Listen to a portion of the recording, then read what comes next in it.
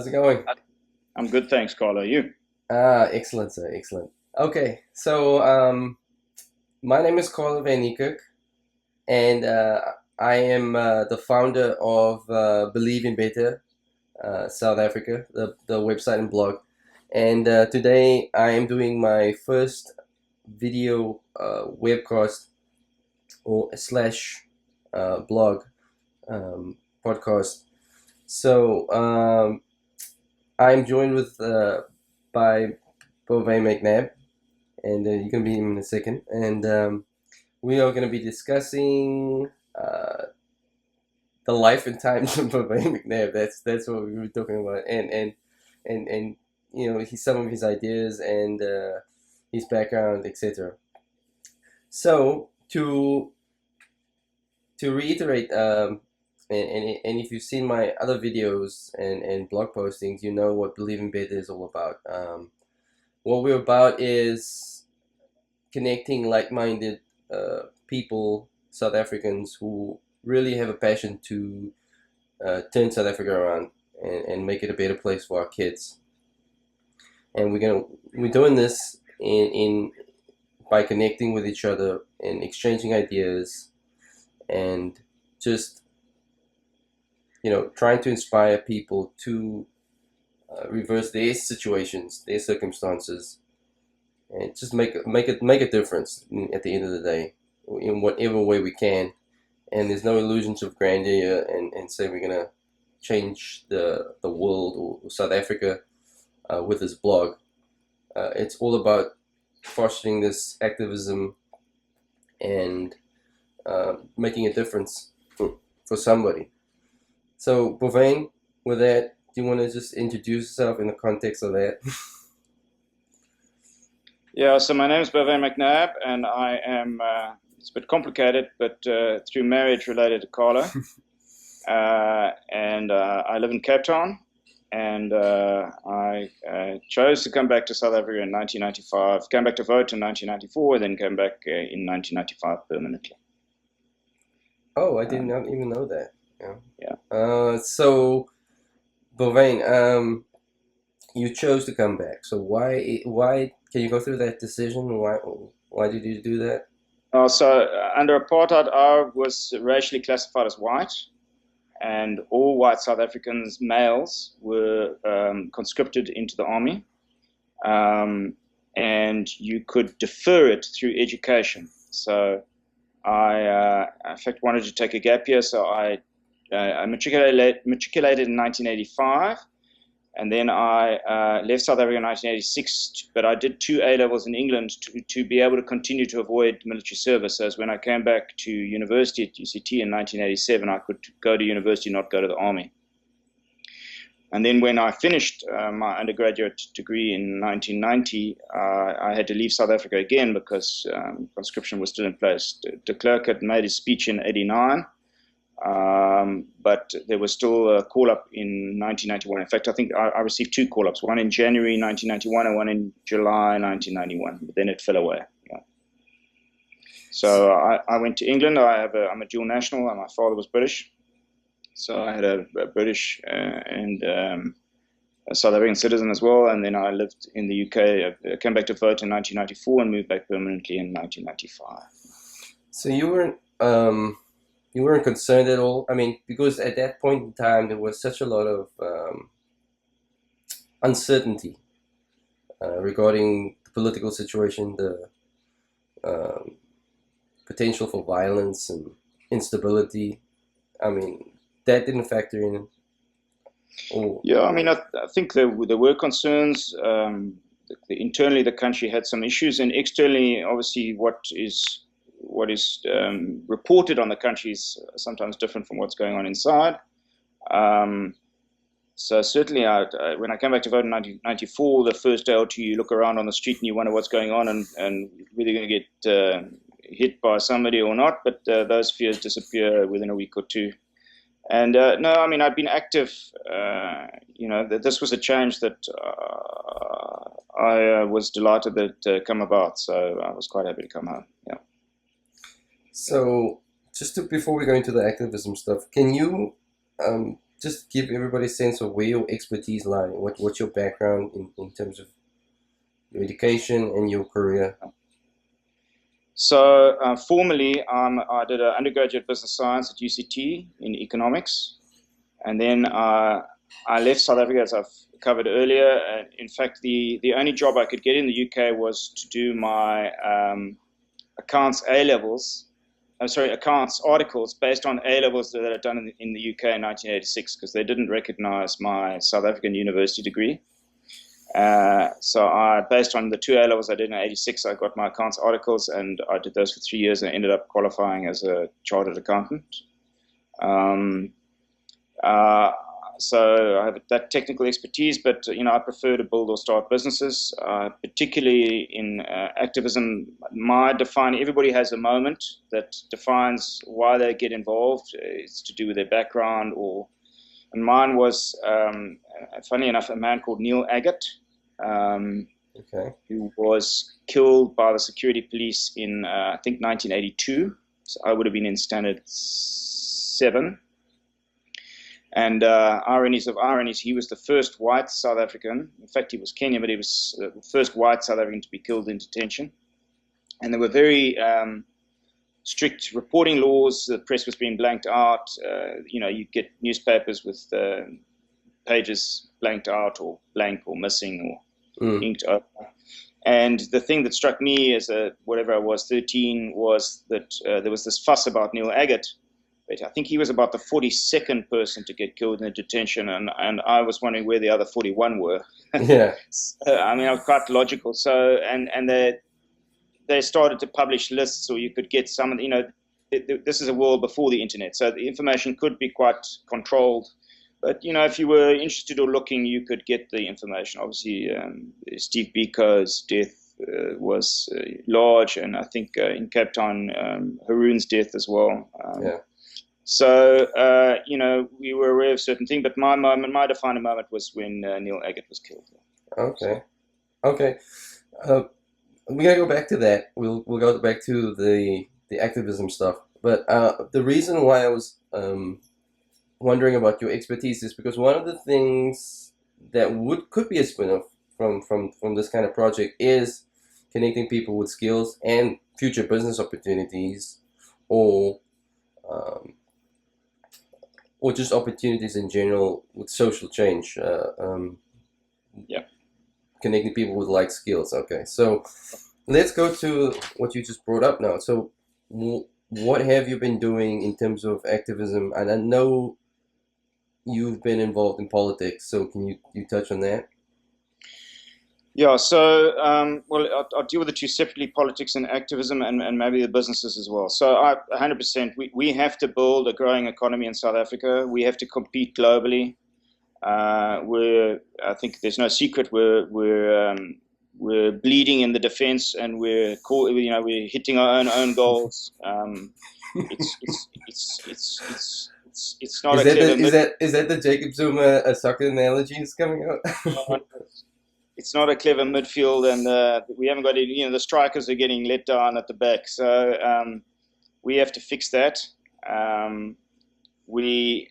So let's just deal with this. So in terms of building business in the economy, absolutely, we have to create jobs. We've got, I think, youth unemployment under 25 is 50%, and the country's unemployment 25%. And the analogy I always use is like having a 100-room hotel and you have 25, 40 rooms boarded up every night. It's not a very good hotel. So we have to, we have an uneven society, unequal society, as we all know, huge wealth disparities. And the state is not going to fix that through redistribution, in my view. It has to be through bringing people into the economy, and part of it is education, but part of it is creating opportunity. And then, so I've been active. One of my things is to build or start businesses, and I love doing that. And if the opportunities to share my skills, that's always great. I was brought up by my father died when I was very young, and my mother was widowed, and she's raised me as a single parent. And she sold houses. She's an estate agent, and it's one of the areas where women predominate. Other enough is funny enough is car hire. But so I've done for the last 10, 15 years work in emerging property markets, townships, about title and how people gain the ownership of their own unit or transfer their unit or fix their historic problems. Interesting. Interesting. So, in terms of activism, it's mainly um, business related. Yeah, I mean, my feeling is that everybody who wants to be active has to pick. I agree with you. You're not I going to do, conquer the world. I do agree with you that a lot of the issues stem from the economic situation. So I mean, a lot of people, but there's a lot of inter dependencies, whether that be social problems with Yes. um, whether that be just mindset issues No, I mean, yeah, there's a whole quagmire of issues related to the economic situation, so for people, so it could be social issues, there could be, I mean, there's issues that from as we know, crime, yeah. um, now the energies, there's an energy component to the economy, so uh, Well, I it's mean, I'm quite positive. I mean, I feel a lot of these issues and my frustrations, I feel a lot of these issues are purely administrative. In other words, if the state was administering itself the way look, my political philosophy is I'm not convinced the state is capable of administering itself efficiently. But if it was able to administer itself efficiently, well, certainly it can administer itself more efficiently than we are doing at the moment. And if that was to happen, criminals were arrested, children were made to go to school, antisocial behavior was dealt with appropriately. We marketed our country properly, and we're not, we would immediately, I mean, I think if we had political change or a different leadership at the moment, we would make that, those things can be fixed quite quickly, in my view. Yeah. So let's go to that. Yeah. So it's no secret that you are a DA member. So can Yeah. you go into that decision? Yeah, so I mean, I was like many people arrested in pre-apartheid eras. I was briefly arrested in 1989 in the Purple Shirgavan. I never joined the end conscription campaign formally because I thought for me it was inappropriate given that I had a second passport and it would have almost been a sham because I could always exit the country. So, but I had a lot of friends who joined the end conscription campaign. And if I hadn't had another passport, there is, in my mind, no doubt I would have got myself into trouble internally within the country. And like most people, the ANC got a liberation vote from me in the early years. But I'm pretty cynical about political parties and whether they can stay incumbent in power.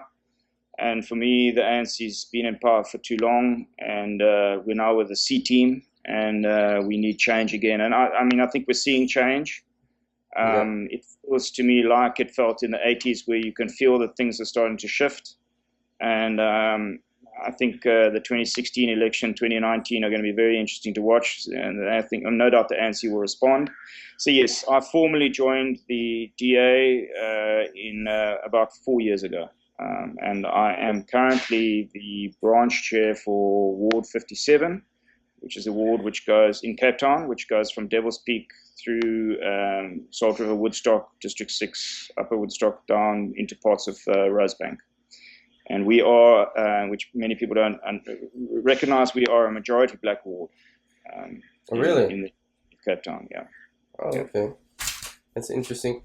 So over the weekend, Musi Mani, he got the leadership. What's your take on that? What that means for the DA and SA politics going forward? Well, he's young and he's black and he can speak. My main thing working within the DA is to try and work to develop an appropriate set of policies, proper democratic structures. I don't think we're going to recreate the UDF as a non-racial alliance that was in place in the 1980s. But I mean, I think for me, the DA needs to position itself to be able to form part of a broad coalition that is able to take power at national level. And so it needs to, instead of being an opposition party, it needs to start to set itself up as an alternative government. And that's a process. Yeah. Yeah. So Musi can't do that on his own. I think he's obviously telegenic and attractive, and he will appeal to young voters, particularly young black voters, I hope. But you need a whole team and you need a whole policy set, in my view, to be able to attain power. It's not just a pretty face on a television screen. You know. So what do you think about this dynamic in South African politics right now, where you have these two young leaders, Julius Malema and now um, Musi Maimane, in the opposition versus Well, I mean, this the I think that's ANC. what we have. I think what's going on with the unions and VAR is also very interesting. And Irvin Jim. Hmm. Uh, I mean, the ANC is a wonderful liberation movement, but it's 100 years old, and it's the leadership is now it still remains the exile leadership. I think after Zuma it will change, but whether they can appeal. I mean, the average age of a South African is 25. And they're the people whose expectations we have to deal with, and politicians have to cater for their expectations for the next 20 years, not the expectations of people who are 60, 70 plus. Okay. Okay. Let's switch gears now. Let's move Okay. away from politics, because I Yeah. really don't want to make this blog a Let's lot of. talk, I kind of want to make it apolitical, to be honest. okay. Because Talk about the storm that. it turns a lot of people off. I've noticed this. Yeah, So sure. let's move on to more of the neutral. Still don't talk to you in bars when you raise politics then. Hey, it's an important part of what you're trying to do to make South Africa a better place, and everybody has different views, and I want to entertain all these kind of views, but with a common theme of making South Africa a better place, right? Sure. So in terms of your ideas, you've given me quite a long list here. I guess that's commensurate with how many problems we have. Yeah. So let's go back to the economy, right? So I was reading an interesting article about how we need to basically generate more industries that actually cater for unskilled labor. So we're trying to we're trying to skill our workforce, but that's going to be such a to move the needle on the unemployment rate. That's really going to be difficult. Or it's going to take a long time. Yeah, I mean, I think that the economists make a distinction between people who are unemployed and people who are unemployable. So certainly, one of the tragedies we have in South Africa is if you can't read and write and add up on a basic level, then you can't even be a waiter. That's you can't take an order, you can't give Mm, change. So, there's a generation of people who can only dig a hole or dig a trench or do certain skills because they haven't developed any further skills. And I don't know whether I mean, there is adult learning, but to convert people at 25, 30, 35, 40 is, I think, is extremely hard and a small percentage. But I mean, I feel that if the state's role is not to create jobs, and it doesn't create jobs, the state's role is to create an environment that allows these things to happen. And my feeling is, again, if that was created, we would be able to make much better, much faster progress than we are, and quite easily, so than we are at the moment. what do you say to the assertions of some economists that the labor costs are so high that employers are not incentivized to expand their businesses, um, in light of the fact that it's so difficult to get rid of unproductive or um, satisfactory workers, for instance. That whole angle to it. And hire and fire, yeah. Yeah. So a US model, yeah. I mean, my thing is broader than that. I think because large corporations have money and access to politicians globally, they're able to create a policy bias towards themselves. It's easier to create a policy framework for large entities who lobby you and are near to you and give you campaign funds than it is to create an enabling framework for everybody to be able to work through. And so one of my frustrations, and I'm sure it's repeated globally in South Africa, is we have policy bias towards large entities. There's no doubt about it. Yeah. Okay. Okay. So you had some ideas on education. What can you speak to that specifically? Yeah, look, education is not my forte, but certainly picking up the strands, in my view, of an education revolution that is already underway in terms of net-based distance learning. You've seen these high brands in the state like Harvard. They used to, well, they still have them, executive courses for sort of 40-year-old executives like me Hmm. that are, they're a week in Boston. It costs you $6,000, 7,000, but they've now started these MOOC programs, which is the mass online basically courses where you can do them. And if you want the Harvard brand certificate at the end, you pay $50. So they've worked out that instead of having 150 middle-aged executives coming and living on campus, they've got a 7 billion target market based on their brand. So I've already had some conversations in Australia where the class is now pupil led, or they'll have multiple teachers, or the teachers move around based on how competent the teachers are, or if the pupil in the class is more competent than the teachers. Or in rural communities, obviously rural Aboriginal communities in Australia, they've basically using YouTube and distance learning, they've been able to have interaction with their best 5 teachers across the country into those communities, and they've made significant progress in terms of the historic educational outcomes in those communities. So Okay. my feeling is that the world of education is being equalized and is fast, rapidly changing, and we're all going to have to adapt. My kids are going to have to adapt. Okay, so Bovain, crowdfunding. What is crowdfunding? Crowdfunding is where you generate money through offering up.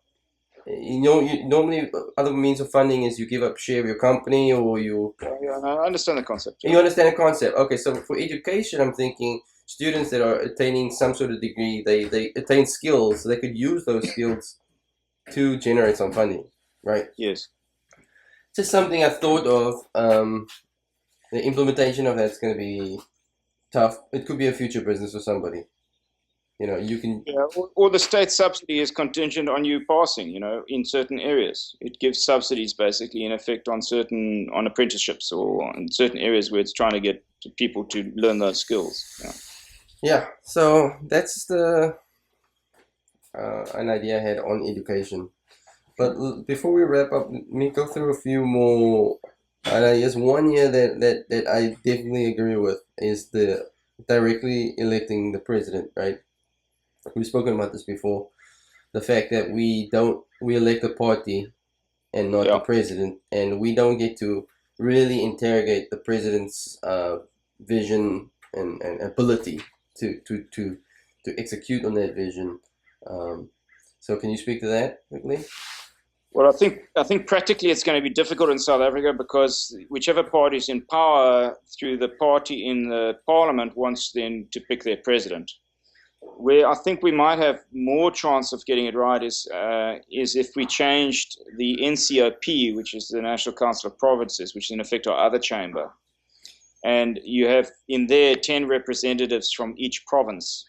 If those representatives were directly elected, um, you could have then activists or people known in the communities, known in the province, necessarily people who potentially aren't politicians at that stage standing for election. And I think it would bolster the quality of, and part of our problem, which I agree with, is where you come from, is that, the highest directly elected official we have in this country is your ward councillor.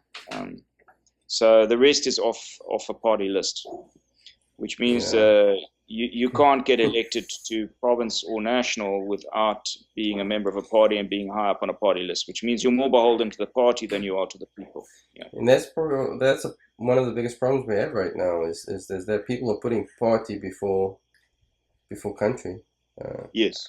Yeah. Case in point, probably the Speaker of the House, who a lot of people have been saying that has been behaving unbiased and not really putting the country's needs or fairness before her Yeah. need to Look, protect the president, right? I'm not sure the constitutional detail, but for me, it's inappropriate, and it shouldn't be possible that the speaker is a high-ranking official in the governing party. It's a historic problem we had under the nationalists, and it's a problem we have under the ANC now. Yeah. So if I had a magic wand, which I don't, I would much rather that the speaker were a neutral person. Yeah, 100%. Awesome, awesome. So last idea that you had was active citizen. So Yeah, I mean it's not a new concept, and we all, you know. But one of the things that's interesting in the States for me was the level of volunteerism and philanthropy, which is extraordinary. I mean, I think for anybody who hasn't been to the States, you kind of can, if you're in a sort of non-aligned world, get an image of the States being this big, hairy capitalist, which it is. But out of that is a level of volunteerism and philanthropy that is way above anything I've ever experienced in any other country. And we have quite an active, for historical reasons, and currently we have an active citizen society. You know, the active citizenship is quite in South Africa. But, you know, to fix things, it needs millions of active citizens just doing the little bit every day. It's the only way. You know, this stuff does not get, you know, you can sort out the macro picture broadly, but it means that the micro picture, everybody still has to be doing their stuff. So, you know, you have to pick. That's what I've tried to do, is pick an area where you're interested in, where you have a skill set, and try and make a difference one by one, starfish by starfish. It's the only way, you know. Awesome. That sounds like a good place to stop this interview. Bovain, I want to say thank you for agreeing to do this. I really appreciate it. You were helping me out immensely and getting this off the ground. Thanks for taking the time. It's going to go absolutely viral, and Kim and I are going to have, I'm going to show my butt sometime. So, thank you for doing what you're doing. It's work and fun, but work. Yeah. I am doing it because, and it makes it a little easier when you do have a passion for this kind of stuff, and you do feel deeply. Obviously, I feel very patriotic and only want the best for South Africa. So even though I'm here in the USA right now, it's my way of trying to get something going and just take it from strength to strength. So thanks once again, Bovain. All right, man. Have a wonderful day. I don't think people are gonna believe that we're family members, but he's the good-looking one. Thanks. All right, man. Take care. See you. Bye.